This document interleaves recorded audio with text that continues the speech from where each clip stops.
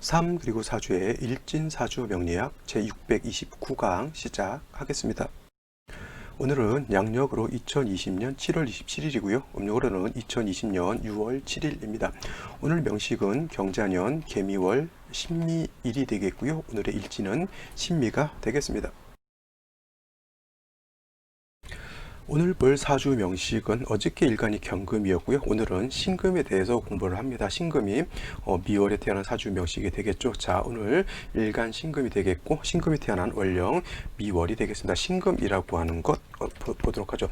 음양으로 구분했을 때 신금이라고 하는 것은 음이 되는 것이고요. 그 다음에 목화토금수라고 하는 오행으로 놓고 봤을 때 신금은 음금이 됩니다. 그래서 어저께 경금을 공부하면서 신금에 대해서도 언뜻 언급을 했습니다. 경금이라고 하는 것은 양금이 되겠죠. 어저께 공부하셨던 분들은 뭐 금방 이제 눈치를 채셨겠죠. 자, 음금이라고 하는 것은 같은 금이라 하더라도, 원래 금이라고 하는 것 무쇠 같은 그런 쇠라든가 강철 같은 것을 나타내기 때문에 금이라고 하는 것은 원래 단단하고 강한 그런 특징을 가짐에도 불구하고 양금이라고 하는 것과 음금이라고 하는 것의 특성이 다르다라고 말씀드렸습니다. 그래서 신금 같은 경우는 같은 금이지만 보석이라든가 보석 같은 것, 그 다음에 주옥 같은 것에 해당이 된다라고 말씀을 드렸고, 그 다음에 경금이라고 하는 것은 그야말로 무쇠라든가 강철과 같은 그런 특징을 가져요. 그래서 금이라고 하는 것이 원래 좀 단단하면서 좀 강한 기질을 갖는 것은 같은 금이라 하더라도 신금보다는 경금의 특성이 바로 그와 같은 것이고,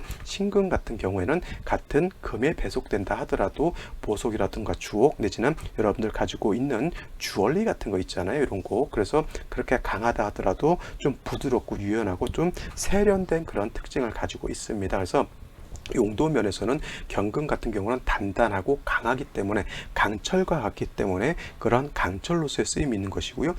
신금이라고 하는 것은 보석이라든가 주옥 같은 그런 부드러운 금이기 때문에 그 신금은 그러한 보석으로서의 용도가 있는 겁니다. 그래서 신금 같은 경우는 맑고 깨끗함, 청징함을 이렇게 가장 좋아한다. 그래서 여러분들 가지고 있는 보석이나 반지 같은 것이 때가 타 있거나 녹이 슬어 있거나 먼지가 묻어 있으면 그 보석은 용도가 없죠. 어디 친구 결혼식 갈 때 귀걸이를 간만에 했는데 녹이 슬어 있다. 이거는 안 하니만 못한 그런 것이 되겠죠. 그래서 신금은 항상 뭐예요? 맑고 깨끗한 그러한 것을 유지를 하는 것이 필요하다라고 말씀을 드릴 수가 있겠고, 그러기 위해서는 신금은 사시사철 뭐가 있어야 되냐면 임수라고 하는 것이 있어서 신금을 갖다가 도세 주옥하는 것이 필요하다라고 말씀을 드릴 수가 있는 겁니다. 그래서 신금은 겨울이 됐던 봄이 됐던 가을이 됐던 겨울이 됐던, 겨울 같은 경우 굉장히 추워서 임수를 어떻게 씁니까? 라고 이렇게 말씀하시는 분들도 있지만, 추운 겨울에도 신부는 세수를 해야 된다라고 하는 그런 차원에서도 꼭 본다라고 하면, 아무리 추운 동절이라 하더라도 수는 있어야 되고요. 만약에 동절이라고 하면 병화 같은 것이 있어서 따뜻하게 조후하면 그거는 해결이 될 수 있는 문제이기 때문에 신금은 임수를 대동하는 것이 굉장히 중요한 포인트가 된다라고 말씀을 드릴 수가 있는데, 반면에 경금 같은 경우는 무쇠와 같은 강철이기 때문에 임수로서 도세주옥하는 것이 목적이 아니라 정화로서 대장간 같은 데서 시뻘겋게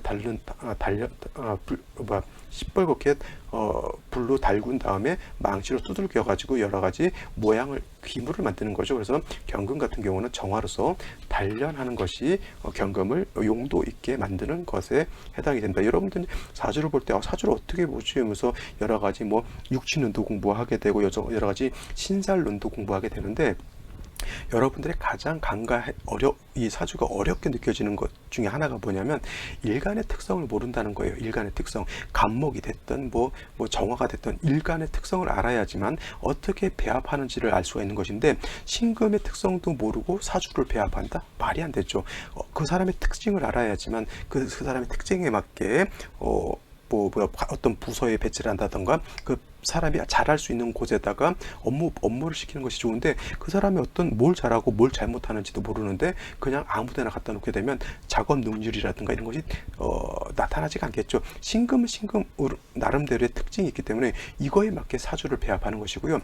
간목은 간목에 맞게 그 사주를 배합을 하는 건데, 이런 것 저런 거 다 없고 무조건 재성이 있으면 돈 버는 것이고, 정관이 있으면 예를 들면 명예를 얻는 것이고, 육신노 중에 천을기운이 있으면 무조건 좋은 곳이고, 이렇게 생각하면은 사주가 다 안 맞는다는 것입니다. 그래서 사주 명리학의 시작은 어디에서 시작하냐면 일간의 특성을 아는 데서부터 시작하는 것이고, 그 일간의 특성을 알았다라고 하면 그 일간이 어느 원령에 태어났느냐가 요거예요. 그 다음에 중요한 거예요. 신금이 제가 봤을 때는 화를 정화 보는 것을 좋아하지 않는다고 말씀드렸잖아요. 근데 신금이 5월에 태어났다. 이렇게 되면 뭐예요? 신금이 화가 가장 왕할 때 태어나기 때문에 반드시 신금은 화가 왕하게 되면 금이 녹아버리게 되잖아요. 그러니까 이런 경우에는 반드시 수라고 하는 것으로서 맞춰줘야 되는 것이고, 오늘 같은 경우 신금이 이렇게 미월에 태어났잖아요. 미월이라고 하는 계절은 뭐라 그랬어요? 사오미 남방이라 했죠. 사오미 남방에 해당이 되면서 여름이죠. 여름은 뜨겁고 건조자, 고온, 건조하다라고 하는 것이 특징이 됩니다. 또 한 가지, 미월이라고 하는 것은 여름이면서도 물론 화세도 굉장히 왕합니다. 남쪽 여름에 해당이 되기 때문에 당연히 고온, 뜨겁죠. 하지만 이 미월이라고 하는 것은 토왕절이다라고 하는 것도 꼭 명심해 두시기 바랍니다. 그래서 어저께 같은 경우 경금이 미월에 태어났을 때도 물론 월지 자체에 미토 하나만 있는 것은 크게 문제될 바는 아니지만, 만약에 이렇게 무토라고 하는 것이라든가 기토 같은 것이 투출하게 되면은 신금 같은 경우는 경금과는 달리 조금 더 약하고 작은 금이기 때문에 무토가 투출하게 되면 이거는 뭐 거의 100% 토다 매금이 될 수 있는 그런 사주가 될 수밖에 없다라고 하는 거예요. 그러면 인성으로 인해서 금이 매금되다 보니까 이런 것은 뭐예요? 정인이죠. 신금 입장에서 무토라고 하는 것은 정인이기 때문에 그냥 육친론만 놓고 봤을 때 정인이니까 문서 잡고 돈 많이 벌겠다가 아니라 이거는 이 정인 때문에 신금이 땅속에 묻혀버리는 것과 같습니다. 그러면 이렇게 무토가 투출하게 되면 반드시 간목이라고 하는 재성으로서 무토를 제해 주어야지만 신금이 매금되지 않을 수가 있어요. 그래서 만약에 선생님 그러면 무토는 아니고 기토 같은 것이 투출되면 어떻게 됩니까? 이렇게 놓고 볼 수도 있는데, 신금이 기토를 보게 되면은 요거는 매금까지는 아니에요. 매금되진 않고, 또 기토라고 하는 것은 천간의 기토는 습토로 볼 수가 있기 때문에 신금을 이렇게 생해 줄 수도 있는데, 결국은 뭐가 문제가 되냐면 토로서 신금을 생조해 주게 되면 기토로서 신금은 생조를 받을 수는 있지만 뭐가 되냐면 오금, 금이 더럽혀질 수 있다라고 하는 그러한 문제점이 발생하게 됩니다. 그래서 중요한 것, 신금이 미월에 태어나서 토가 이렇게 있게 되면 신금이 약간의 녹이 쓴다거나 아니면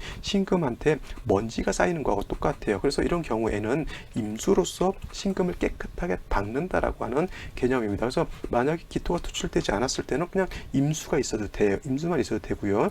그 다음에 만약에 기토가 투출했다라고 하면 이것도 마찬가지로 크게 기토이기 때문에 간목으로서 기토를 제할 필요는 없겠고, 임수로서 그냥 약간 더럽혀진 신금을 닦아주는 것이 필요한데, 아까도 말씀드렸지만 무토가 투출하게 되면 이 무토라고 하는 것은 임수를 파해버릴 수밖에 없기 때문에 이런 경우에는 임수를 보는 것도 중요하지만 일단 간목을 먼저 봐서 토를 제해주고 나서 그 다음에 뭐 해수라든가 천간에 임수 같은 것이 있으면 좋겠죠. 근데 위치상으로 뭐 미토 위에 임수는 올 수 없겠죠. 해서 이렇게 배합이 무토가 투출했을 때는 반드시 간목으로서 먼저 토를 제해준 전후에 임수를 봐야 된다라고 하는 거 꼭 명심해 두시고, 제일 중요한 건 뭐예요? 신금은 맑고 깨끗함이라고 하는 데 있어요. 그래서 신금 같은 경우에는 약할 경우에는 같은 금으로서 방신해 주는 것이 좋겠고요.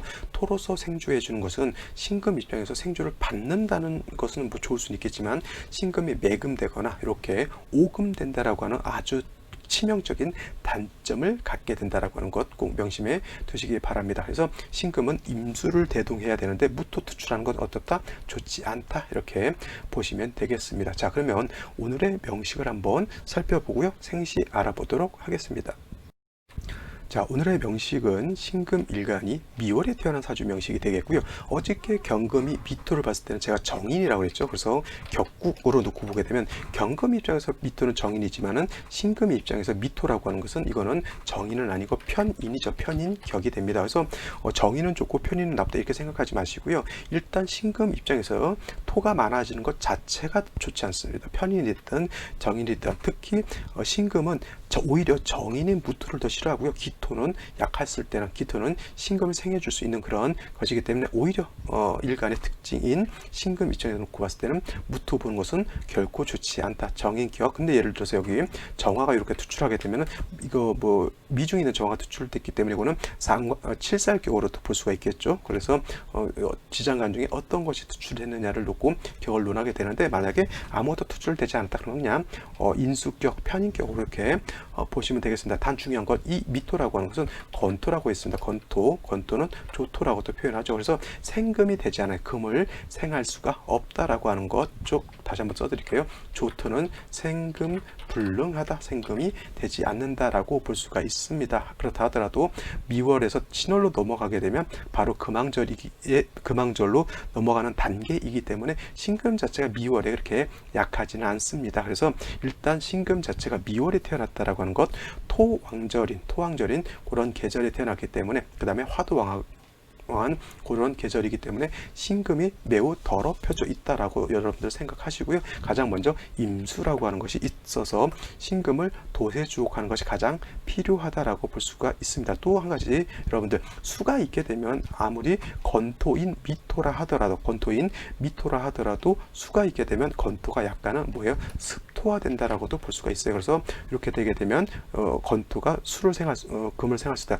특히나 뭐 자수가 옆에 첩신되어 있다라고 하면 더더군다나 이 수는 뭐예요? 미토를 갖다가 융토할 수 있는 공력을 갖게 됩니다. 그러면 건토라 하더라도 물을 빨아들여서 습토화 된다라고 하면 금을 생할 수도 있는 그런 국세가 되는 것이죠. 그래서 신금이 미월에 태어났을 때는 임수 보는 것을 그렇게 좋아하는 것인데 오늘 일지를 보게 되면 일지 미토가 다시 하나 있죠. 물론 아직 기토, 무토 등이 투출되진 않았기 때문에 이렇게 미토 두 개 있는 것까지는 아직 그렇게 신금이 매금된다까지는 볼 수 없겠고 약간 오금, 신금 자체가 좀 더럽혀질 수 있다. 이건 물상으로 놓고 보면 뭐예요? 마른 모래잖아요. 여러분들 해수욕장 가게 되면은 마른 백사장 볼 수가 있을 겁니다. 거기서 남녀가 뛰놀다가 반지를 잃어버렸다고 생각하면 그 백사장 위에 반지 하나 떨어져 있는 그런 현상이 되겠죠. 조금 있으면 조금만 바람만 불어도 그 모래에 그 신금 반지가 묻혀버릴 수 있는 것이죠. 얼른 금을 갖다 꺼내서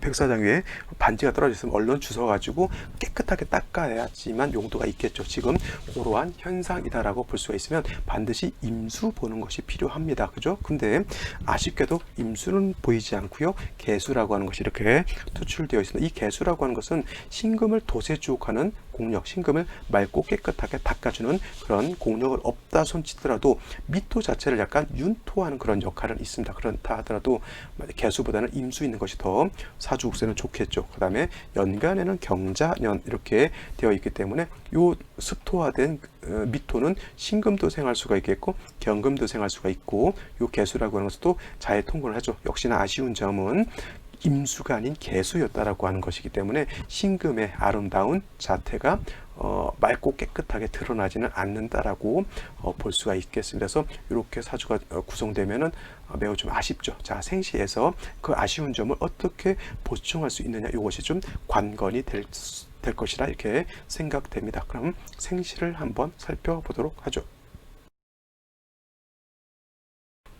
자, 생시 중에서 역시나 보지 말아야 할 생시를 먼저 본다라고 하면 무자시는 부담스럽습니다. 더하여 무술시도 부담스럽죠. 자, 무술시만 같이 보죠. 똑같은 내용이니까. 자, 무술이 되게 되면 토왕절이에요. 토왕절에 무토가 투출한다라고 하는 것은 이거는 왕토입니다. 이건 100% 신금 매금 되겠고요.